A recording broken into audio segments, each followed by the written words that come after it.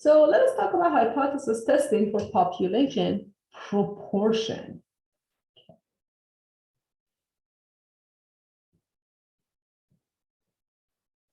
Population proportion is denoted by P. Very good. So what are the steps that we need to take when we're dealing with hypothesis testing for population proportion? Let's take a look at one example and solve this here. A researcher claims that, well, okay, keywords, claims that less than 40%, less than 40% of US cell phone owners use their phone for most of their online browsing. Okay, we have a claim and it said less than 40%. When you see percent, it means that you're dealing with proportion. You're a statistician, you're going to take a random sample. In that sample, you have 100 adults. The success rate is 31%. 31% say they use their phone for the most of their online browsing. At 1% level of significance, do you reject or support the claim? Very good. So what are the steps that we need to take? First of all, in the beginning step, we need to identify the null and the alternative hypothesis. Okay, go back to the question. The question says, well, here you have less than, smaller than is the keyword that you have. Keyword, less than, mathematically less than.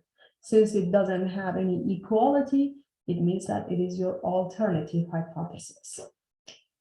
There is no equality, so we have the alternative hypothesis. The alternative hypothesis says, hey, the proportion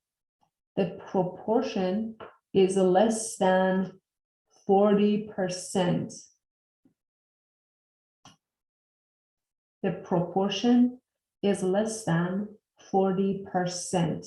Its complement, P, larger than or equal to 40%.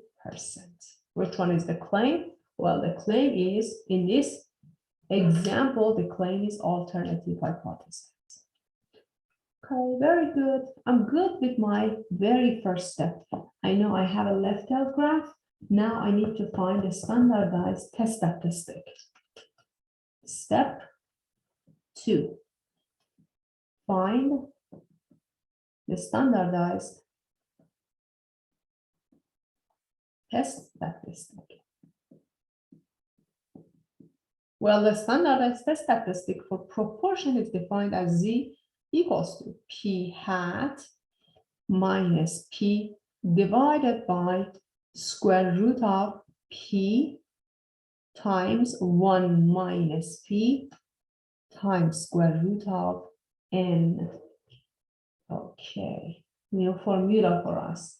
The standardized test statistic, P hat minus P divided by the square root of P times 1 minus P, all multiplied by square root of N. But what is P hat? P hat is the sample proportion. Do I have any information about sample proportion? Take a look at the question. You're the statistician. You took a random sample of 100 adults. 31% said yes, they use their cell phone for most of their online browsing. So P hat is 31%. P hat is 31% or 0.31. Well, Let us plug them in and see what do we have for Z. We're going to use Z to find the p-value, the probability value. Z is equal to p hat 31%, the sample success rate, minus p population proportion 40% divided by the square root of p, which is 40%, times 1 minus 40% multiplied by square root of 100. Very good. Approximately, this guy is negative 1.84. I found my Z. Now I'm going to use Z to find the p-value, the probability value. Use Z, approximately negative 1.84 to find p-value. Well, we're going to use our normal CDF as before. So second vars normal CDF. Very good. If you use your normal CDF, the area, let's use our calculator. Second vars and the normal CDF. Well, remember that here you have a left-tailed graph, left-tailed.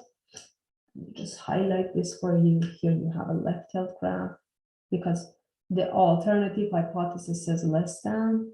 So here you have a left-tailed graph. You're looking for this p-value, and your Z is negative 1.84. So the lowest limit is going to be negative 1,000, any small number that you like, or negative 100. The upper limit is negative 1.84. And mean is 0, standard deviation is 1. And it gives us about 0.03, about 3%. So the area, so lower limit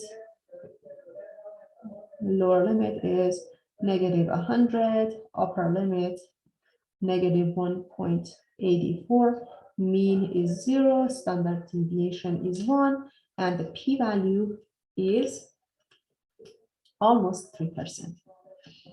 P-value about 3%. Step 4 is p-value less than equals to alpha. If it is, reject the null hypothesis. Otherwise, you fail to reject the null hypothesis. But p-value is 3%. Alpha is, let me see, is it 5% or 1%? Okay, the question says 1%. Since it's 1%, it means that p-value is larger than 1%. So your conclusion is you fail to reject. The meaning of fail to reject interpretation is support. You're going to support the null hypothesis. Since you are supporting the null hypothesis, you're rejecting the claim. So we reject the claim. Because we are supporting null hypothesis, we cannot support the null and support the alternative at the same time. When you're supporting your null hypothesis, you are rejecting your alternative hypothesis. When you're supporting your alternative hypothesis, you're rejecting your null hypothesis. They are opposite of each other. So since p-value is larger than alpha, you fail to reject, or you are supporting your null hypothesis. So we reject the claim, or we reject the alternative hypothesis. So how do we use our calculator to check this hypothesis testing? First, go to stat, then tests. Stat, then tests. Stat tests. Now you're going to find one proportion z-test. This is the guide that we want to use. One proportion z-test. Not the z-test, not the t-test, one proportion z-test. Okay, one proportion z-test. What is p sub 0? P sub 0 is going to be your 40%, 0.40. What is x? It is, so remember that in your sample, you had 100 people, n was 100. And then p hat was 31%, 31%. So remember that the definition of p hat is x divided by n.